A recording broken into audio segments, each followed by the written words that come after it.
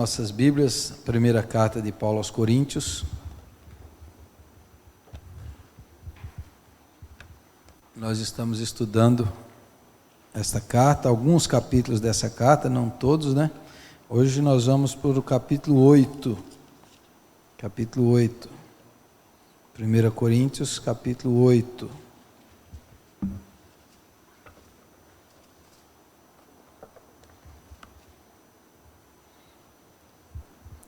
Diz assim, 1 Coríntios 8, no que se refere às coisas sacrificadas a ídolos, reconhecemos que todos somos senhores do saber. O saber ensoberbece, mas o amor edifica. Se alguém julga saber alguma coisa, com efeito não aprendeu ainda como convém saber. Mas se alguém ama a Deus, este é conhecido por ele. No tocante à comida sacrificada a ídolos, sabemos que o ídolo de si mesmo nada é no mundo, e que não há senão um só Deus. Porque ainda que há também alguns que se chamem deuses, quer no céu ou sobre a terra, como há muitos deuses e muitos senhores, todavia há para nós há um só Deus, o Pai, de quem são todas as coisas e para quem existimos, e um só Senhor, Jesus Cristo, pelo qual são todas as coisas e nós também por Ele. Entretanto, não há esse conhecimento em todos, porque alguns, por efeito da familiaridade até agora com o ídolo, ainda comem dessas coisas como a eles sacrificadas. E a consciência destes, por ser fraca, vem a contaminar-se. Não é a comida que nos recomendará a Deus, pois nada perderemos se não comermos, e nada ganharemos se comermos. Vede, porém, que esta vossa liberdade não venha de modo algum a ser tropeço para os fracos. Porque se alguém te vir a ti, que és dotado de saber, à mesa em templo de ídolo, não será a consciência do que é fraco induzida a participar de comidas sacrificadas a ídolos? E assim, por causa do teu saber, perece o irmão fraco, pelo qual Cristo morreu. E deste modo, pecando contra os irmãos, golpeando-lhes a consciência fraca, é contra Cristo que pecais. E por isso, se a comida serve de escândalo a meu irmão, nunca mais comerei carne, para que não venha a escandalizá-lo. Amém. Em Corinto havia vários templos pagãos de vários deuses, e nesses templos eram oferecidos animais eram sacrificados, como era no Velho Testamento, os animais eram sacrificados. Depois que o animal era sacrificado lá e imolado ao ídolo, o que faria com a carne depois, né? Tinha que comer a carne, não ia perder a carne. Então o que faria com a carne? Tem que comer. E daí os participantes dos cultos comiam, às vezes no próprio templo, tinha lugares para eles comerem as carnes, e às vezes essa carne era enviada para o mercado, para ser vendida no mercado. E aí aquelas carnes do mercado vinham, muitas delas, do templo, daquela carne oferecida àquele ídolo, àquele Deus. E aí, na igreja de Corinto, começou esse problema. Esse capítulo é para resolver esse problema. Os cristãos agora, quem crê em Jesus Cristo, eles devem comer essa carne, podem comer essa carne que foi sacrificada aos ídolos, eles podem comer ou não? Essa era a discussão, esse é um dos problemas da igreja lá, que chegou para o apóstolo Paulo responder. Então, essa é uma questão, mais ou menos assim. Imagine se você, nem tanto assim, mas é uma comparação. Você encontra ali um despacho assim na esquina e tem lá um frango assim, né, assado, novinho, imagina, está lá novinho assim, junto com uma garrafa de negócio, com vela, e o frango está lá assim, naquela esquina assim. Aí você olha ali, você está morrendo de fome, será que eu posso pegar um pedacinho desse frango, será que eu posso comer isso, né? Será que eu posso fazer isso? Às vezes você encontra em praia, você encontra muito assim, numa garrafa de uma champanhe, mas será que eu poderia pegar essa garrafa? Será que eu poderia beber isso daqui? Será que vai me fazer mal? Será que eu posso fazer isso ou não posso? Tem no meio aqui não sei se tem muito, no Nordeste tem muito aqueles festa de Cosme e Damião, aí sai distribuindo aquelas docinhos, aquelas balinhas, aí entrega lá para o menino, aí seu filho pega e faz, de onde vem essas balas? De Cosme e Damião, meu filho deve chupar essa bala, comer isso aqui ou não, né? Foi ontem aqui? Aqui? Verdade, eu nem sabia, eu estou por fora, é mesmo. Bolo também, de Cosme e Damião. Chega lá para você e entrega, o que é esse bolinho aqui? É de Cosme e Damião. E aí, você come ou não come o bolo, né? O que eu faço? Essa é uma questão que eles estavam enfrentando aqui. E lá era muito comum. Tinha muitos templos, você entendeu? Uma boa parte da carne vinha dos templos.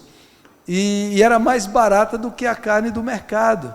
Né? A carne do templo, porque eles tinham que dar um fim na carne, a carne era mais barata. E aconteceu o seguinte, imagina assim, você agora é crente, é cristão, mas seu amigo não é, e seu amigo vai lá e fala assim, vou fazer um churrasco lá no templo. Os templos eram tipo quiosques assim, tinha quiosque, eu vou fazer aí a carne que já sacrifica lá, eles já comem lá, e chama os amigos para comer, fazer um churrasco, faz lá no templo. Aí você é amigo dele, ele fala assim, vamos. Aí você fala assim, não, mas eu não acredito. Não, mas é só a carne, depois você come a carne. Come ou não come? Onde você iria? Você iria ou não iria? O que você faria, né? Aí essa é uma questão assim, muito comum na história da igreja, que eu diria, existem questões na Bíblia que são absolutas e essenciais, que está claro, assim, isso aqui é pecado, você não pode fazer. Isso são as coisas essenciais. Os mandamentos, não roubar, não matar, não mentir, não cobiçar, né? Isso aí, não idolatrar, isso são mandamentos. Agora, existe um outro que nós chamaríamos assim de assuntos secundários, na teologia eles chamam de assuntos adiáforos, quer dizer, não são assuntos essenciais, são assuntos que dependem da compreensão e da consciência, depende da consciência da pessoa. Existem assuntos que são fundamentais, assim, mandamento é pecado, você não pode fazer em lugar nenhum. Mas existem coisas que dependem muito do costume, da cultura, do meio, da maneira como a consciência da pessoa interpreta. Aqui em Corinto havia dois grupos. Havia o grupo que é o grupo do conhecimento, assim, o ídolo não é nada, não existe outro Deus, só existe um Deus. Então esse ídolo não existe, então a gente pode comer a carne. Então esse era o grupo, que é o grupo do saber, do conhecimento. Então eles comiam, eles iam ao templo pagão e comiam lá com seus amigos. E eles falavam assim, não, mas isso aí não é problema, no ídolo não existe, a carne é carne.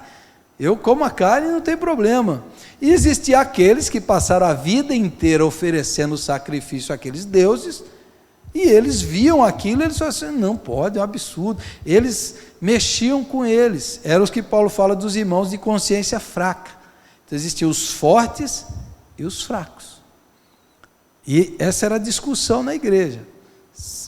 Pode comer? Pode ir no templo comer a carne ao ídolo ou não? E os fracos? E aqueles irmãos que ficavam com a consciência culpada de ver aquilo ali, eles falavam assim, não, mas não tem, e ao ir lá, ele já voltava no passado, já voltava a ficar tentado quando ele adorava aquele Deus, aquele ídolo, era um problema. Então a igreja tinha esse conflito. Então existem muitas coisas que não são essenciais, mas que dividem a igreja. Por exemplo, bebida alcoólica. Bebida alcoólica, em alguns lugares, é proibido qualquer crente beber qualquer tipo de bebida alcoólica. É proibido. Em outras igrejas já não é proibido, né? Em outros lugares já não é proibido beber bebida alcoólica. Se você for lá na igreja presbiteriana da Bahia, lá o crente não pode beber bebida alcoólica, Você não pode tomar cerveja, nem vinho. Você vai nos crentes presbiterianos de São Paulo e os caras bebem, né? Eles tomam, você entendeu? Quando eu cheguei aqui no Paraná, eu fui na casa do presbítero, cheguei lá, o presbítero, você quer uma cerveja gelada? Eu falei assim, eu tomei um susto, o senhor não quer? Eu falei assim, não quero não. E eu fiquei assim, falei, nossa, que pode? Quer dizer, é um assunto que no passado, em outros lugares, já teve muita discussão, muita briga, pode, não pode, a Bíblia permite, a Bíblia não permite. Essa é uma coisa que dividiu. Por exemplo, no Brasil, é muito forte contra a bebida alcoólica, porque nós somos muito influenciados pelo metodismo. O metodista inglês, americano, quando eles surgiram num ambiente de muito alcoolismo. Então, o John Wesley, que foi o pai do metodismo, proibido lá, até hoje, pastor metodista não pode beber bebida alcoólica, porque ele fez um voto no século XVIII e estabeleceu isso. No tempo dele, o alcoolismo era uma praga. Então, vamos abolir completamente qualquer tipo de álcool, porque tinha muitos irmãos que o alcoolismo era um problema. Inclusive, a Santa Ceia. A Santa Ceia em muitos lugares é vinho mesmo. Aqui no Brasil, influenciado por isso, assim, não, mas tem muito irmão alcoólatra, que não pode nem sentir o cheiro, ele vai tomar um pouco, vai querer tomar outro gole, vai tomar a bandeja inteira da Santa Ceia. Aí o pessoal falou assim, não, então vamos ter suco de uva. E aí no Brasil meio que virou um costume suco de uva, não é por causa disso. E aí, em muitos lugares, foram proibindo. Mas você olha para a Bíblia vai dizer que você não deve se embriagar. Não vos embriagueis com vinho. Você vai ver o apóstolo Paulo falando para Timóteo, Timóteo, não tome só água, tome um pouco de vinho por causa das suas dores de estômago. Ele mandando tomar vinho. Então, não dá, por exemplo, você dizer pela Bíblia que a Bíblia proíbe bebida alcoólica. Calma, o sangue, que sangue? Dos animais. Tá, vamos chegar lá. Né? Então, a bebida alcoólica virou um problema por causa da doença do alcoolismo. Aí a igreja foi para o outro lado. Então, por exemplo, você pega uma Bíblia, a Bíblia de Estudo Pentecostal, tem lá um comentário embaixo assim, deles, fala assim, que o vinho que Jesus bebia era sem álcool. Mas como é que Paulo fala que não vos embriagueis com vinho? É óbvio que fermenta, tem álcool, né? E por isso lá no Antigo Testamento diz que o vinho é forte, né? Tinha o vinho forte, tinha o vinho... Então, não tem, esse é um assunto que causou muito problema na igreja, mas a Bíblia não proíbe, só que a Bíblia proíbe o embriagar-se, o exagerar-se, você ficar bêbado. E é o caso aqui também. Aí, vou chegar lá, calma lá, vou chegar na sua pergunta. Então, o que Paulo diz aqui? Em primeiro lugar, aqueles irmãos que têm o conhecimento que isso não é pecado, tenham cuidado, porque eles estavam muito soberbos. Paulo diz, vocês sabem. Então eles iam, e qual é o problema aqui, quando Paulo diz que eles causam escândalo? É que eles convidavam os irmãos de consciência fraca. E os irmãos de consciência fraca viam aquilo, ficavam tentados a voltar para a velha vida. Então Paulo diz, o saber de vocês aí está causando tropeço nos outros. Está causando problema para os outros, para os fracos. Então Paulo diz, tem que ter cuidado com o escândalo. O escândalo é que eles levavam os outros também a comer com eles. Eles falavam assim, não, pode comer, não tem problema não. E aquele irmão assim, não, mas eu acho que tem problema, isso aqui me lembra a Deus, me lembra o meu passado. Não, come, pode comer. E Paulo diz, olha, o saber de vocês está se tornando soberbo, está se tornando um problema. Então o verdadeiro saber não ensoberbece. O saber gera o amor, tem que gerar o amor que edifica. Não que você constrange o outro a fazer coisas que ele não está preparado para fazer. Então é isso que Paulo está dizendo aqui. Então cuidado que também esse saber de vocês não prejudique. É igual o negócio da bebida alcoólica. Antes era proibido, o crente não bebia. Aí em muitos lugares está liberado. Esses dias um pastor falou isso, na igreja liberou, agora eu vou ter que proibir, porque está todo mundo virando demais, o pastor falando, agora os crentes estão bebendo demais, já está até aumentando o número de crentes alcoólatras, né? Eu vi uma pesquisa, porque está bebendo demais. Então ele falou, cuidado, porque a liberdade, ela tem uma responsabilidade. Você que tem o saber, que você sabe que o ídolo não existe, que não tem problema comer a carne, mas cuidado que você não leve o irmão que é mais fraco a pecar, a tropeçar, a cair na fé, por causa da sua liberdade. Então cuidado com isso. Agora, aqui eu vou abrir um parênteses, né? Um parênteses para explicar uma coisa. Esses irmãos, eles estavam levando os outros. Porque aqui tem um problema também de interpretação, que muita gente diz assim, então, já que o irmão lá é fraco, eu não vou fazer nada por causa da consciência dele. Não é assim. A ideia é que eles estavam levando os outros a comerem, estavam meio que forçando. Então, por exemplo, tem lugares que o pastor tem que pregar de terno e gravata, e o irmão de consciência fraca diz assim, para Deus falar, o pastor tem que estar de gravata.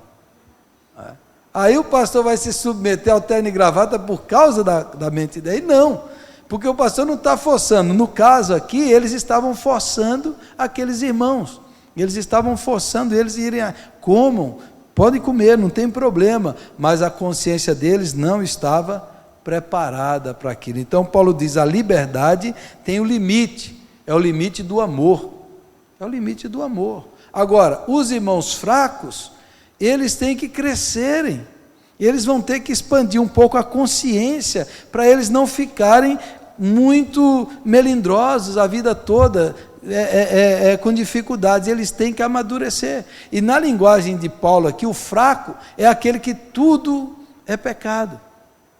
Às vezes a gente pensa que forte é aquele que tem um monte de regra. Paulo diz, não, fraco é quem tem um monte de regra. Fraco é quem tem um monte, é como criança, que precisa um monte de regra, não pode isso, não pode aquilo, não pode aquilo. O forte é quando ele já tem uma liberdade, ele já sabe decidir. A criança e a pessoa de consciência fraca é que você tem que pôr um monte de regra, não faça isso, não faça aquilo, não toque aquilo outro, mas ela tem que crescer para ela ter uma maturidade, para ela decidir, para ela não ter que ficar, isso é certo, isso é errado. O fraco tem que crescer. Agora o problema é quando o fraco vive sempre fraco, né? Tudo escandaliza, tudo é pecado, ele nunca está preparado para analisar, para discernir, para pensar, para amadurecer, para se alimentar da palavra, ele está sempre com a consciência muito fraca pelos erros, pelos pecados, por isso, por aquilo outro. Então Paulo diz assim, não é assim. Então os fortes, cuidado, não usem a liberdade para prejudicar o outro, não usem a liberdade para causar escândalo no outro. E os fracos também têm que crescer, têm que amadurecer, para não ficar sempre desse jeito. Então a gente tem que ter consideração com aquelas pessoas que tiveram passado. Eu lembro no irmão que ele não conseguia ouvir nem música evangélica agitada, que ele dizia, essas músicas me lembram o tempo do forró, eu fico doido para pecar. Aí eu falei, então não ouça. Então ele fala assim, então eu não ouço, só ouço hino bem lento, bem devagar. Mas isso aí é por um tempo, irmão. Você tem que crescer, enquanto você é novo na fé, mas você tem que avançar disso aí. Porque quando a pessoa é nova na fé, ela ainda está muito suscetível a cair no pecado, a isso, aquilo, outro, mas ela tem que amadurecer, ela tem que crescer, tem que fortalecer a consciência, para não viver presa nessas coisas, para não viver levada por qualquer coisa assim. E os que têm mais conhecimento, têm que ser temperado com amor, com tolerância, com paciência. E tem pessoas que durante uma boa parte da vida ainda vão ter uma mente mais fraca. Mesmo assim a gente tem que ter paciência, tolerância, respeito, para que a pessoa amadureça. Tem gente que a vida toda fica como criança. Eu já vi tanta gente perguntando assim, isso é pecado, isso não é certo, eu posso ir naquele lugar, eu posso. Quando a gente amadurece, quando a gente é adulto, a gente sabe, a gente já tem a consciência de Cristo. Eu posso até ir, mas lá eu vou me comportar diferente. Eu posso ir em tal lugar? Pode ir, mas você tem Cristo na sua vida. Quando é novo, quando é criança, a gente tem que pôr horário, limites, você vai, você volta, olha o que você faz, você vai colocando, mas quando amadurece, você já tem que ter um discernimento. Um adulto já não tem mais que ficar perguntando para o pai se pode ir ali, se pode ir aquilo ou não. Então Paulo diz, a consciência tem que amadurecer, você tem que ter essa maturidade com responsabilidade e a liberdade, para não pôr tropeço sobre as outras pessoas. É isso que Paulo está dizendo. Então tem várias questões que dividiram os evangélicos, dividem a igreja até hoje. Bebida alcoólica é uma delas. Tem igrejas que proíbem um monte de coisas, tem outras igrejas que não proíbem, e a nossa igreja é uma igreja que procura ensinar para que a pessoa tenha consciência, maturidade, discernimento, se deve fazer ou se não deve fazer. E assim tem várias outras coisas. Então, alimentos. Todo alimento recebido com ação de graças, você pode comer. Foi o que o apóstolo Paulo falou. Todo. Aquilo que Jesus mostrou para Pedro, os animais impuros, imundos, carne de porco, lagosta, camarão, que era tudo imundo. Deus mostrou frutos do mar lá, um monte de animal para Pedro e falou, Pedro, mata e come. Não considere imundo o que eu santifiquei. Pode até fazer mal, pode até engordar, mas impuro não é mais, você entendeu? Se você recebeu com ação de graças, é santificar, até carne com sangue, que no Velho Testamento era proibida, era carne sufocada, até carne com sangue, porque no Antigo Testamento o sangue era a alma estava no sangue, por isso que Testemunha de Jeová não permite doação de sangue. Até isso, se você receber com ação de graça, aquela carne mal passada, está lá pingando, você agradece a Deus. Você pode até pecar pela gula, por comer demais, mas todo alimento recebido com ação de graças é santificado. Por quê? Você dá graças a Deus que está lhe provendo aquele alimento e você agradece ao Senhor.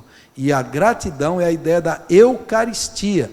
A palavra Eucaristia foi quando Jesus tomou o pão e, tendo dado graças, Eucaristia é dar graças, tendo dado graças, santificou o alimento. Então, ao dar graças, a gente santifica o alimento.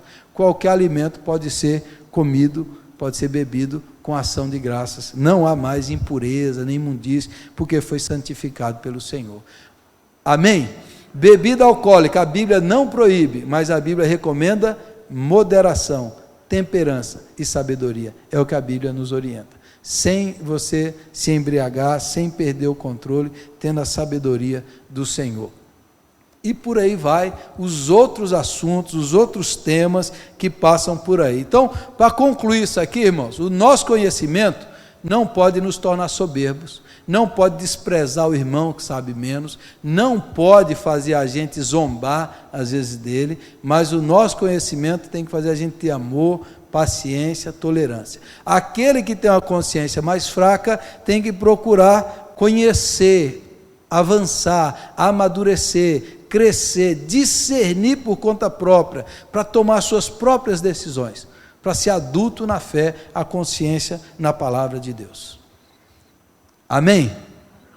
Então é isso que Paulo está dizendo, questões não essenciais, siga a consciência. Se a sua consciência é iluminada pela palavra de Deus, siga a sua consciência. Se a sua consciência, você entra num lugar, você está no meio, você está vendo alguma coisa, e a sua consciência não lhe permite, não faça. Não faça. Às vezes, como pastor, alguém fala, pastor, não... então não faça, irmão, não faça. Eu, como pastor, às vezes eu poderia dizer assim, não, isso não é pecado, mas se a sua consciência, você não está se sentindo bem, não faça. Eu não me sinto bem com isso, não me sinto bem. Então não faça, irmão, porque a sua consciência, você está violentando a sua consciência, e como diria Lutero, é muito ruim você ir contra a sua consciência.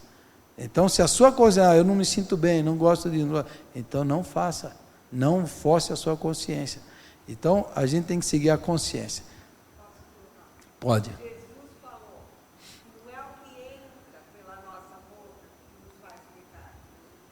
O que sai. É isso mesmo. Aproveitar, alguém tem alguma pergunta? Então fale agora, já que o assunto é polêmico. Se alguém quer mencionar alguma coisa aqui, fique à vontade. É.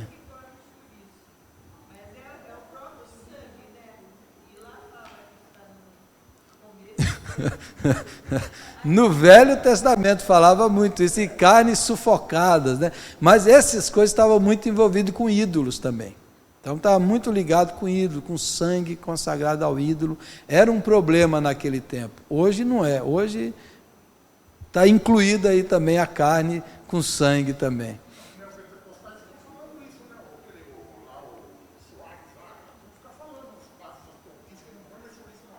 Ah, é? Olha lá, ele fala, ele não gosta da comida. Eles falam que não pode comer chouriço? Ah, é? Então não sabia. Isso aí você não concorda, né, Marcos? Você gosta, né? Várias igrejas proíbem? É. Eu vou até pesquisar qual que é a base, de onde que eles tiram isso. É, eu vou procurar saber de onde que eles tiram esses argumentos, que eu nunca, não sabia nem disso aí. Igreja Pentecostal, é o que ele está falando aqui. A metodista também? É mesmo? Olha aí, vou pesquisar o porquê, de onde que eles tiravam isso. Tanto. Sufocado, né? É. Mas sufocado ou matado, sofre do mesmo jeito, coitado do animal, né? Do mesmo jeito. Eu diria que o bistecão vai passar. Então é isso, é sabedoria, não levar o escândalo, não produzir, maltratar o outro, mas ter o discernimento e amadurecer no conhecimento da palavra de Deus. Amém? E não acrescentar mandamentos, pecados que Deus não estabeleceu, né? Que o homem colocou, a gente não pode estabelecer, especialmente na nova aliança, que nós somos da nova aliança. A velha aliança, nós não somos judeus, nós somos cristãos. Amém? Tem Atos capítulo 10, que o Senhor revelou para Pedro, tudo você pode comer, está lá, mostrou para Pedro, depois mostrou lá a Paulo, todo alimento recebido com ação de graças é puro, é santificado. Amém? Então vamos orar? Vamos ficar em pé, vamos orar ao Senhor, que o Senhor nos dê sabedoria e discernimento.